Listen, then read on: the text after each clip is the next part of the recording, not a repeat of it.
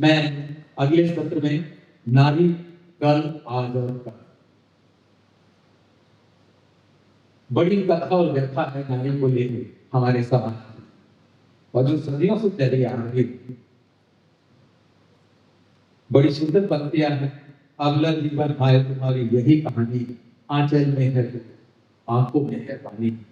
ऐसी ही बातों को लेकर हमने नारी कल क्या की, आज क्या है और आगे क्या होगी। अपने मेहमानों को मैं मंच में बड़े सम्मान के साथ बुलाना चाहूंगा। सबसे पहले स्वागत कीजिए श्रीमती ममता गुप्ता जी, पूर्व महापौर।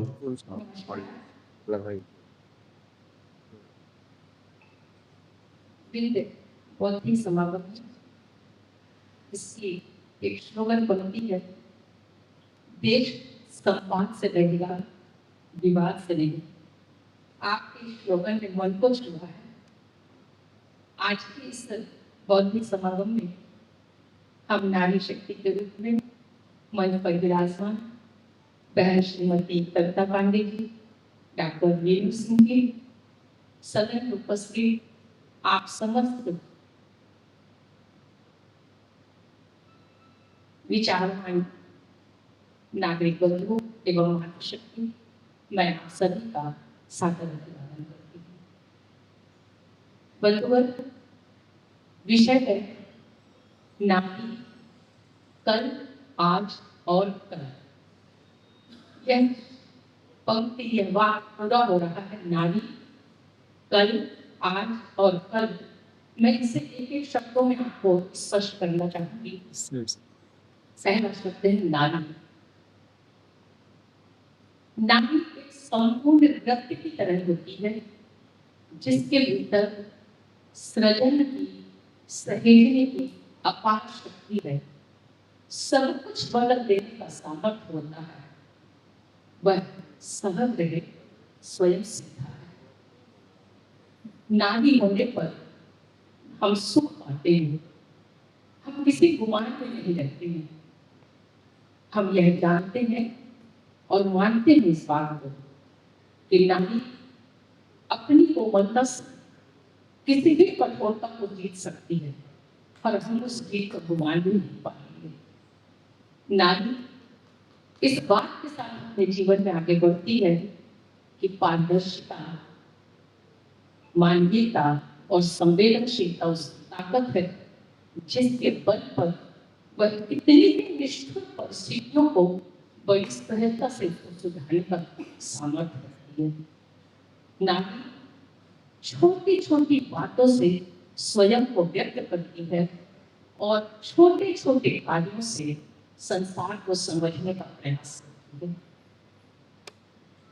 हम सब यह देखते हैं कि इस सृष्टि की रचना ईश्वर ने की, बहुत खूबसूरत भगवान ने इस दुनिया को बनाया। बनाने के बाद उस सृष्टि में उन्होंने देव, दानव, मानव, किन्नर, गंधर्व, पशु, पक्षी, जीव जंतु, कीट पतंगे, पेड़ पौधे सब कुछ बनाया।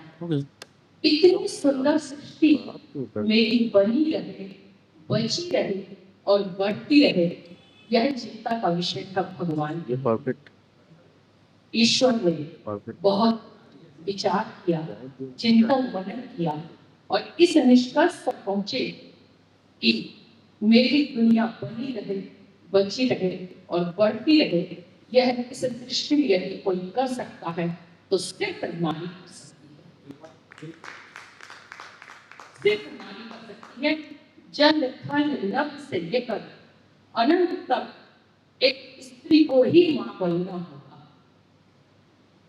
मां बनना व्यष्टि से समष्टि की ओर जाना है, या यह कहूं कि सर्वस्व की साधना है। इसलिए अपने इस नारी के वक्तव्य को मैं इस बात के साथ कि प्रकृति का कोई भी जीव जो प्रतिकूलताओं से भी लड़ सकता है, वह है तो सिर्फ नारी। हमारा इस विषय में है कल, आज और कल। कल यानी हमारा राष्ट्र महत्वपूर्ण का वैदिक वाङ्मय में जिस प्रकार आर्य संस्कृति का गुणगान किया गया है, वह मूलतः मात्र सत्तात्मक शक्ति का ही प्रतिपादन करता है।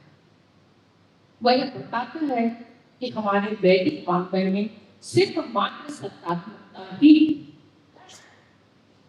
हम यह जानते हैं कि वैदिक समय में स्त्रियां स्वतंत्र रूप से ब्रह्मचर्याओं में, शास्त्रार्थों में और यज्ञ वेदों में अपना योगदान देती हैं।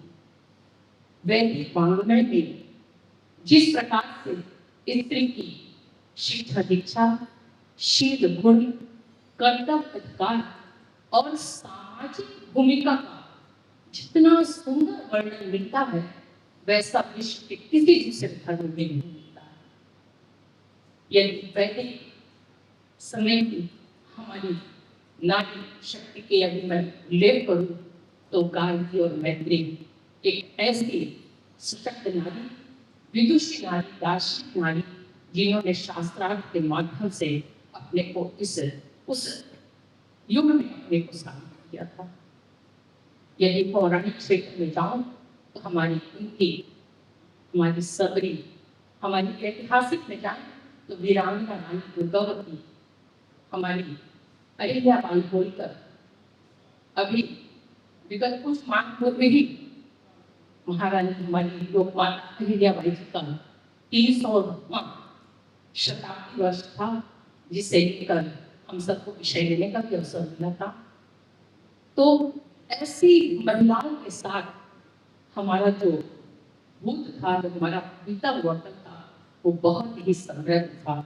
मैं इस बात को बड़े गर्व के साथ कह सकती हूँ कि भारतीय संस्कृति और सनातन धर्म ने महिलाओं के योगदान को, महिलाओं की भूमिका को प्रधानता के साथ प्रतिपादित किया है। आज की नारी आत्मविश्वास से भरी हुई, आत्मनिर्भर और सशक्त नारी है। आज 21वीं सदी नारियों की सदी है। आज के समय में नारी न केवल घर परिवार वरन शिक्षा, व्यवसाय, रक्षा, राजनीति और खेल जैसे क्षेत्रों में पुरुषों के साथ कंधे से कंधा मिलाकर आगे बढ़ रही है। आज नारी अपनी क्षमता और साहस से समाज में अपनी विशेष पहचान बना रही है, देश के विकास में अपना विशेष योगदान दे रही है। आज की नारी अपने सामर्थ्य से सब कुछ पा लेने की शक्ति अपने महसूस करती है। यदि मैं कहूं तो परिवार और कैरियर जैसे मुद्दों पर नारी बहुत समझ के साथ, बड़े धैर्य के साथ तालमेल बैठा रही है।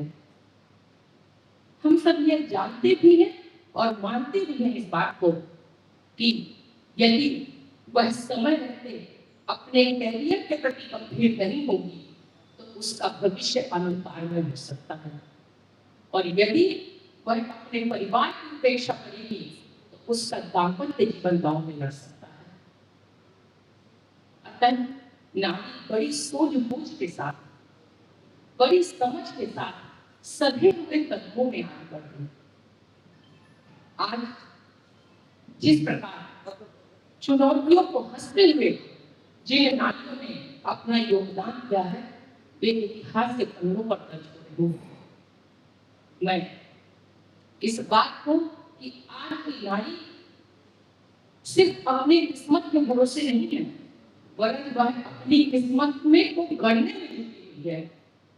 वह अपनी किस्मत को खुद लिख रही है। वह जानती है कि मैं बदलूंगी तो परिवार बदलेगा, समाज बदलेगा।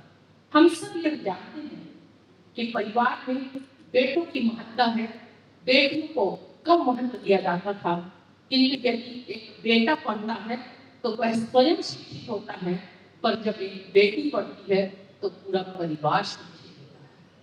इसलिए आज का समय नारी शक्ति का, मातृ शक्ति का समय है। आने वाले समय में आने वाले कल में हम यह जान रहे हैं कि नारियां जिस प्रकार अपने आप को साबित कर रही हैं, जिस प्रकार आगे बढ़ने का जज्बा ले रही हैं, वह दिन दूर नहीं है कि इस देश और दुनिया का नेतृत्व मातृशक्ति करेगी। हमारे सांस्कृतिक अभ्युदय का विशेष रूप से अपना योगदान, विशिष्ट श्रेष्ठ प्रदर्शन इस सृष्टि की आदि आबादी करेगी। हम यह मानते हैं कि मातृशक्ति की क्षमता और शक्ति इस देश की ताकत है। देश के विकास गाथा में मातृशक्ति की सुनिश्चितता परम आवश्यक है। इसलिए आइए बीते हुए कल, कहते हैं बीता हुआ कल एक सपना है, आने वाला कल एक कल्पना है और आज यथार्थ है। आइए हमें जो कुछ करना है आज, अभी और इसी वक्त से शुरू करिए, फिर देखिए भविष्य आपका है। इसी भावों के साथ कि कल, आज और कल नारी का ही था, आगे भी रहेगा। इस देश को गढ़ने में, समाज के को सशक्त बनाने में और परिवार को गढ़ने में एक नारी परिवार की धुरी होती है और वही एक सृष्टि की सूत्रपात होती है। इन्हीं भावों के साथ मैं नारी कल, आज और कल पर अपनी वाणी को विराम देते हुए नारी के चमकीले चटकीले स्वर्णिम भविष्य की मंगल कामनाओं के साथ अपनी सृष्टि की आदि आवृत्ति को सादर प्रणाम करती हूँ। धन्यवाद।